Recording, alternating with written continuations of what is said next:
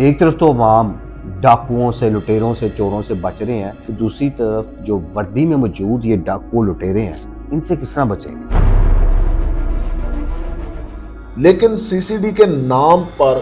لاکھوں کی دہاڑیاں لگائی جا رہی ہے۔ پچھلے دنوں بھی ایسے کئی واقعات سامنے آئے۔ آج بھی 2 پولیس والے پکڑے گئے ہیں جو سی سی ڈی کا نام لے کر ایک شہری سے دہاڑی لگاتے ہیں۔ لیکن بدقسمتی سے سی سی ڈی اپنے ہی محکمے یعنی کہ محکمہ پولیس کے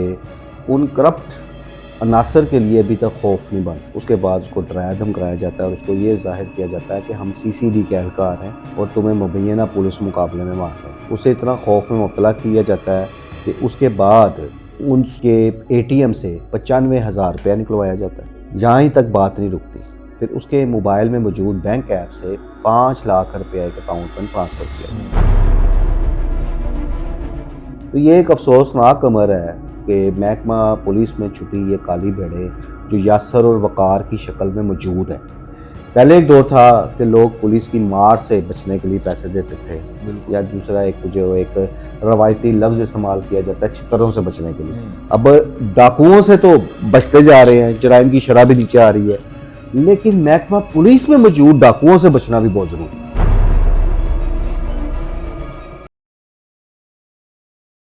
السلام علیکم، آپ دیکھ رہے ہیں سوچتا پاکستان اور میں ہوں مرتضی بٹی۔ میرے ساتھ اس وقت سینئر صحافی خرم پاشا سر موجود ہیں۔ السلام علیکم جی پاشا وعلیکم صاحب۔ السلام۔ پاشا سر، جب سے سی سی ڈی بنی ہے تب سے ایک ہی بات دشمنوں، جرائم پیشہ اور ان لوگوں کے ذہن میں بیٹھ گئی کہ اب 2 نمبری نہیں چلے گی۔ لیکن سی سی ڈی کے نام پر لاکھوں کی دہاڑیاں لگائی جا رہی ہے۔ پچھلے دنوں بھی ایسے کئی واقعات سامنے آئے۔ آج بھی 2 پولیس والے پکڑے گئے ہیں جو سی سی ڈی کا نام لے کر ایک شہری سے دہاڑی لگاتے ہیں۔ تو کیا صرف یہ لوگوں پر پریشر ہے، لوگوں پر ڈر خوف ہے، اداروں کے لوگوں پر نہیں ہے؟ یہ بالکل بڑی اچھی بات کی آپ نے کہ واقعی اس میں تو کوئی شک نہیں ہے، دوسری رائے کوئی نہیں کہ سی سی ڈی جرائم پیشہ عناصر کے لیے خوف کی علامت بن چکا ہے۔ جس طریقے کے ساتھ انہوں نے جرائم پیشہ عناصر کا سر کچلا، اور آج کل آپ کو پتہ ہے کہ منشیات فروشوں کی شامت آئی ہوئی ہے اور دڑا دڑ ان کے خلاف نہ صرف آپریشن ہو رہے ہیں بلکہ مبینہ پولیس مقابلوں کا سلسلہ بھی جاری ہے۔ لیکن بدقسمتی سے سی سی ڈی اپنے ہی محکمے یعنی کہ محکمہ پولیس کے ان کرپٹ عناصر کے لیے ابھی تک خوف نہیں بن سکتا۔ اور یہ واقعہ بھی آج تھانہ نواب ٹاؤن کے علاقے میں پیش آتا ہے، جہاں تھانہ نواب ٹاؤن میں ایک مقدمہ درج کیا جاتا ہے جو مسعود الحق نامی ایک شہری درج کراتا ہے۔ اس شہری کے مطابق کہ وہ رات کو جا رہا تھا تو نواب ٹاؤن کے علاقے میں ہی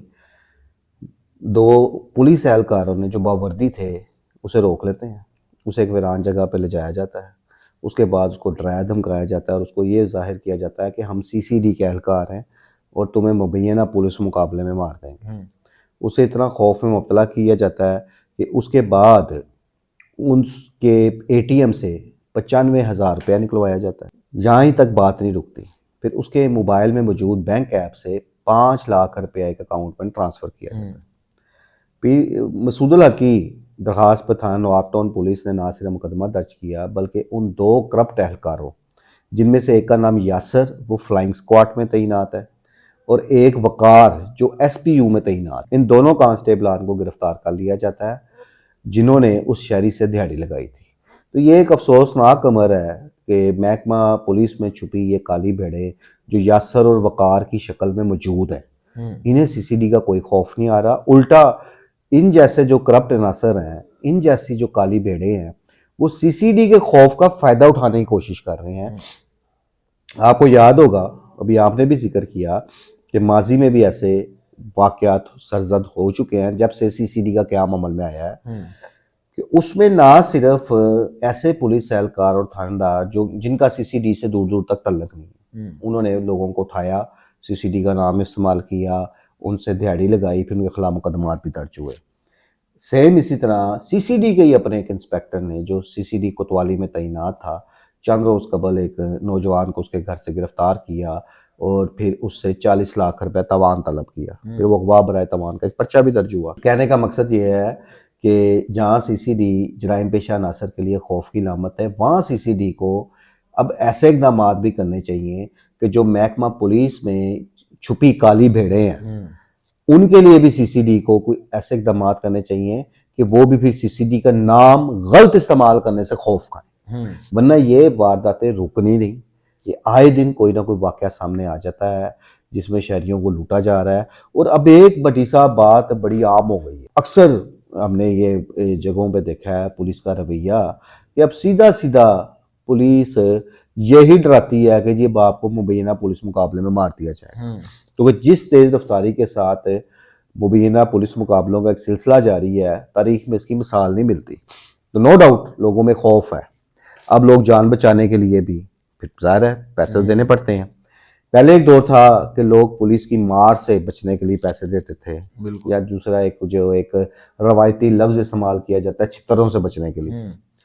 پھر یہ بھی ہوتا تھا کہ مقدمہ درج نہ کیا جائے اور دے دلا کے جان چھڑا لی جائے، دوسری صورت میں جرم کم کرا لیا جائے، مطلب مختلف اس میں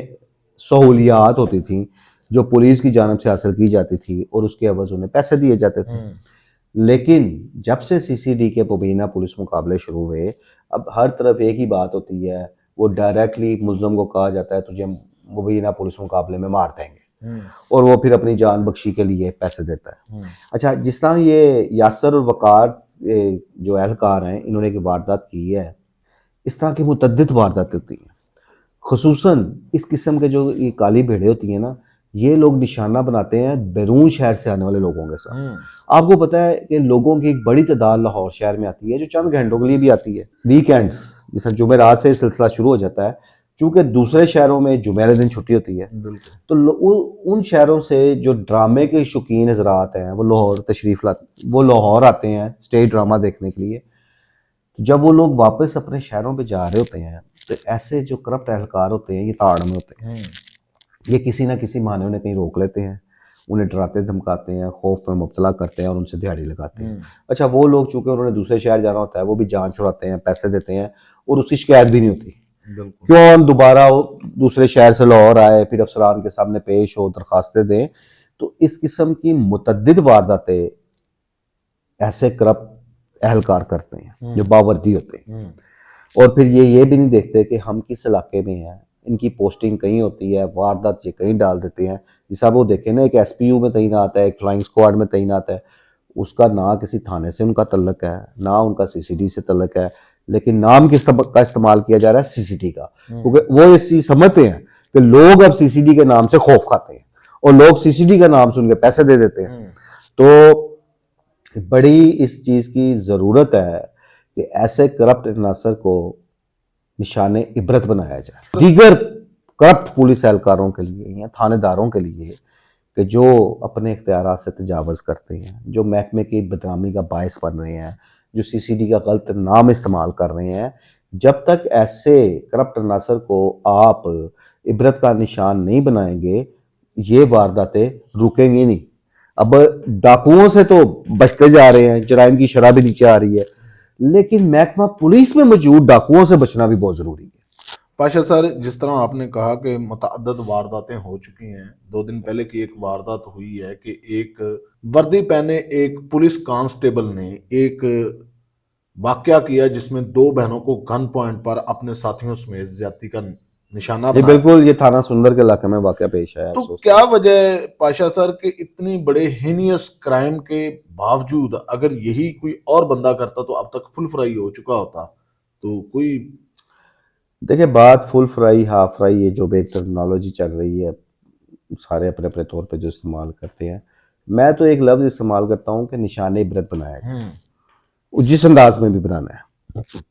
جس شکل میں بھی بنانا ہے، تاکہ دیگر جو کرپٹ پولیس اہلکار ہیں وہ قانون توڑنے سے پہلے سوچیں۔ اب ہوتا کیا ہے کہ ان کی سازہ کیا ہوتا ہے، اب جس مقدمہ درج ہو گیا، گرفتار ہو گئے ہیں، کل کلا ان کی ضمانتیں ہو جائیں گی، ابھی عارضی طور پہ انہیں نوکری سے معطل کر دیا جائے گا یا نوکری سے نکال دیا جائے گا، پھر یہ اپیلوں میں جائیں گے، اپیلوں کے ذریعے دوبارہ بحال ہو کے آ کے پھر دوبارہ تعینات ہو جائیں گے۔ اس لیے یہ لوگ کوئی بھی جرم کرنے سے گھبراتے نہیں، انہیں پتہ ہے 4 دن معطل ہوں گے پھر بحال ہو جائیں گے۔ ان کے لیے سزا کافی نہیں ہے. ان کے لیے ایسی سزائیں تجویز کرنی چاہیے کہ جن سے یہ لوگ ڈرے بھی، جن سے یہ لوگ ایک مثال بھی بن جائے، اور دیگر جو کرپٹ اہلکار ہیں یا تھانے دار ہیں انہیں یہ پتہ ہو کہ ہم نے قانون توڑا ہے یا اپنے اختیارات سے تجاوز کیا تو اس کی ہمیں پھر سزا کیا ملے گی. تو یہ ایک خوف جس طرح سی سی ڈی نے جرائم پیشہ عناصر کے دلوں میں دماغوں میں ڈال چکی ہے، اسی طرح ان کے دلوں دماغوں میں ڈالنے کے لیے بھی ایک مضبوط،